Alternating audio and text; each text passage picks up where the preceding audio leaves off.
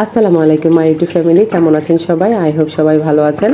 আলহামদুলিল্লাহ, আমরাও সবাই ভালো আছি। মাই ভিলেজ লাইফ আয়েশা চ্যানেলে সবাইকে স্বাগত।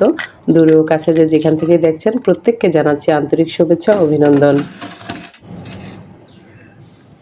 বুধবারে আমি একটি রানার ও বাকি অন্যান্য কাজ করেছিলাম। মেশিন চালানোর ফলে হাত পা একটু ব্যথা ব্যথা করছিল, শরীরটাও দুর্বল। কয়েকটি কাজের জন্য আমি বাইরে গিয়েছিলাম, মানে মার্কেটে। তো সেখান থেকে কিছু কেনাকাটা করেছি, প্রয়োজনীয় জিনিসপত্র কেনাকাটা করে বাসায় চলে আসি। বরাবরের মতোই সেদিনও আমি সন্ধ্যার পরে ঘুমিয়ে পড়ি। এমনই পোড়া ঘুম দিয়েছি যার কারণে এশার নামাজটাও পড়তে পারিনি। রাত 12টায় ঘুম ভাঙে, মনটা ভীষণ খারাপ, জানি না অজানা কী কারণ। ডাইনিং স্পেসে এসে দেখি ছোলা বুটগুলো ওভাবে পড়া, যেমনটা বিকেলে সিদ্ধ হওয়ার পর রেখে দিয়েছিলাম। ঘড়ি কাটায় যখন রাত্রি 2টা 7 মিনিট, তখন ঝুমুর করে বৃষ্টি শুরু হলো। অনেকটা সময় হয়নি, এই ধরুন 10 মিনিট হবে। এদিকে কারেন্ট যাচ্ছে আসছে, কেমন যেন গা ছমছম করছে। একবার মনে হচ্ছে শুয়ে পড়ি, আবার মনে হচ্ছে না, কাজটা শেষ করতে হবে, আর কালকে আমি দিব কিচেনের অর্গানাইজার ভিডিও। আপন মনে কাজ করছিলাম, এর মধ্যে নূরের আব্বু পেছন থেকে এসে বলছে, কি করো? আমি অনেকটাই ভয় পেয়ে গেছি, কিছুটা ধমকের সুরেই বলেছি, এভাবে কেউ ডাকে? আমি তো ভয় পেয়ে গেছি, রাত্র করে একা একা কাজ করছি, তুমি দেখতে পাচ্ছ না? ও আমাকে বলছে হ্যাপি মারা গিয়েছে। আমি বললাম মানে? কোন হ্যাপি? বলে আমাদের যে ছোট ভাই সুমন, তার ওয়াইফ। ইন্না লিল্লাহি ওয়া ইন্না ইলাইহি রাজিউন। রোজার মধ্যে মারা গিয়েছে আমার ভাসুর, আর এখন কুরবানির আগেই মারা গিয়েছে আমার যা, ছোট যা। সবাই আমার জায়ের জন্য, ভাসুরের জন্য দোয়া করবেন, আল্লাহ যেন বেহেশত নসিব করেন, আমিন। পরপর 2টা অ্যাক্সিডেন্ট আসলে মেনে নেওয়ার মতো না, কিন্তু Allah is the best of planners. আমরা তো কিছুই করতে পারি না, কিছুই জানি না, সব জানে আল্লাহ তাআলা, সব কিছুর মালিক আল্লাহ তাআলা। আল্লাহ যা ভালো মনে করেন তাই করেন। আপনার ব্লগে তো সবসময় দেখি তো। ঠিক আছে, আমার ফ্যান সবাইকে বলে দিতেছে।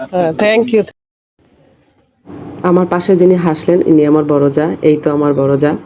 অনেকেই আমার বড় যাকে চিনেন না, সবসময় বলেন তোর বড় যা দেখতে কেমন, আমরা দেখিনি। এই দেখুন আমার বড় যা। যদিও নার্গিস ভাবি আমাকে বলেছিল যে কাউকে দেখায়ও না আমাকে, কিন্তু সরি ভাবি, অনেকেই দেখতে চাইছে আপনাকে। এই ভাবি, ওনার হাজবেন্ডই মারা গিয়েছেন, সবাই ওনার জন্য দোয়া করবেন। উনি যেন বাচ্চাদের নিয়ে বুকে আঁকড়ে ধরে মানুষের মতো মানুষ করতে পারেন, বেঁচে থাকতে পারেন সুন্দর করে। আর আমার দেবরের কথা কি বলবো, সুমনকে সান্ত্বনা দেওয়ার ভাষা আমার নেই। ভালোবেসে বিয়ে করেছিল দুইজন, 14 বছর সংসার জীবনের ইতি ঘটলো হ্যাপির। যখন বাচ্চাগুলোর কথা মনে হয় না, আমারই খুব খারাপ লাগে, আর ওর কেমন লাগবে সেটা আল্লাহই ভালো জানে। শ্বশুরবাড়ি থেকে এসে আসরে নামাজ পড়লাম, হাতে কোনো কাজে উঠতেছে না, কি কাজ করবো, বারবার ওর চেহারাটা ভাসতেছে। আল্লাহর কাছে বলতেছি, দোয়া করতেছি। সব কিছুর উপরে হলো আল্লাহ তাআলা, আল্লাহ তাআলার উপরে তো আর কিছু নেই, আল্লাহ যা ভালো করেন তাই করেন। কিন্তু বারবার বাচ্চাদের কথা মনে হচ্ছে, কিভাবে কি হবে এখন, কী বা হবে। তো আবার ভাবছি আল্লাহ তাআলা হয়তো এর থেকে ভালো সুমনের জন্য কিছু রেখেছে হয়তো বা, এটাই আল্লাহ তাআলার ইচ্ছে ছিল। তো বড় বাচ্চাটাকে আমি নিয়ে আসছি, ও আমার সাথে আসতে চাইছে, ওকে নিয়ে আসছি, যেহেতু কালকে আবার চলে যাব। বুধবারে রাতে যেহেতু মারা গিয়েছে, তাহলে বৃহস্পতিবার পরে, তো সেই হিসেবে শুক্রবারই এই অনুষ্ঠানটা করে ফেলবে। অনুষ্ঠান বলতে ওই এতিম কয়েকজনকে খাওয়াবে এই আর কি, আর আমরা ফ্যামিলি যারা আছি ছোটো করে একটা অনুষ্ঠানের মতো করেছে আর কি। এটা মিলাদ না কি বলে আমার আইডিয়া নেই আসলে, ওইসব একটা করে নেবে শুক্রবারেই। তো সেই জন্যই আমি রান্না টান্না চটজলদি করে নিচ্ছি আর করে ঘুমিয়ে যাব। আমার শরীরটাও তেমন একটা ভালো না। আমার যখন খবরটা আমি পাই সেদিন রাতেই, কি বলবো, আমার হঠাৎ করে কাঁপুনি দিয়ে জ্বরের মতো উঠে গেছে। আমি ওয়াশরুমে যাই, ইচ্ছা মতো পানি ঢালছি মাথার মধ্যে। এখন জন্ম মৃত্যু তো আল্লাহর হাতে, কিন্তু কি বলুন তো, কিছু কিছু মৃত্যু কেমন যেন, মানে কেমন যেন লাগে, যে বয়সটা তো অল্প, অত বেশি না, তো আমাদের সমানই তো প্রায়। ও যদিও বয়সে আমার থেকে বড় ছিল, কিন্তু তবুও তো খুব একটা তো বড় না। সবাই বেশি করে পানি টানি খাবেন, আর টেনশন করবেন না অত কিছু। ও কিন্তু স্ট্রোক করে মারা গেছে, আসলে ঘুমের মধ্যেই মারা গিয়েছে। আমার দেবর বুঝতে পারেনি, অনেকটা পরে খেয়াল করেছে। যেদিন মারা গিয়েছে সেদিন দিনের বেলা নাকি অনেক কাজ টাজ করেছিল, আর প্রচুর গরম ছিল, খুব ঘাম ছিল। সব বাড়িঘর যা আছে যতটুকু পারছে ও পরিষ্কার করছে। অনেক হেলদি মানুষ ছিল তো, মানে মোটাসোটা মানুষ ছিল, তো ওর নড়াচড়া করতে ওর প্রবলেম হতো, কিন্তু তবুও সে ওই কাজবাজগুলো করছে। এগুলো শুনলাম আর কি আশেপাশে কাকিদের কাছ থেকে বা আরও আমার ননদদের কাছ থেকে, চাস্তো।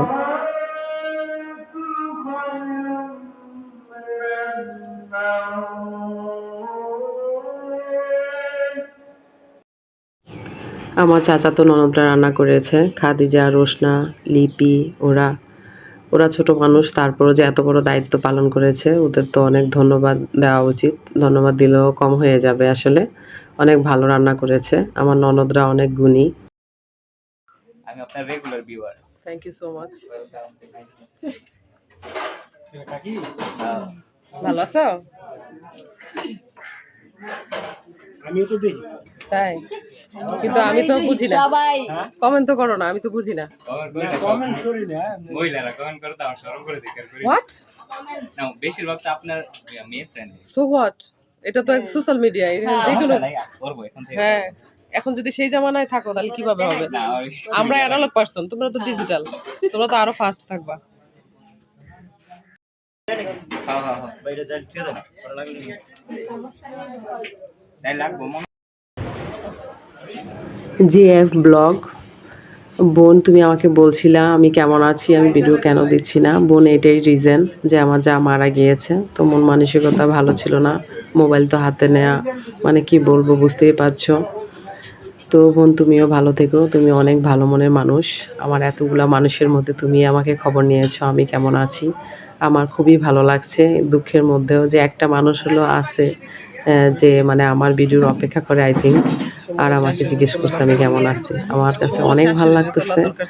তো বন্ধুরা, আমার ভিডিও যদি ভালো লাগে তাহলে লাইক করবেন, শেয়ার করবেন, পাশে থাকা বেল আইকনটি ক্লিক করে দিবেন যেন নেক্সট ভিডিও পোস্ট করার সাথে সাথে নোটিফিকেশন পেয়ে যান। আল্লাহ হাফেজ।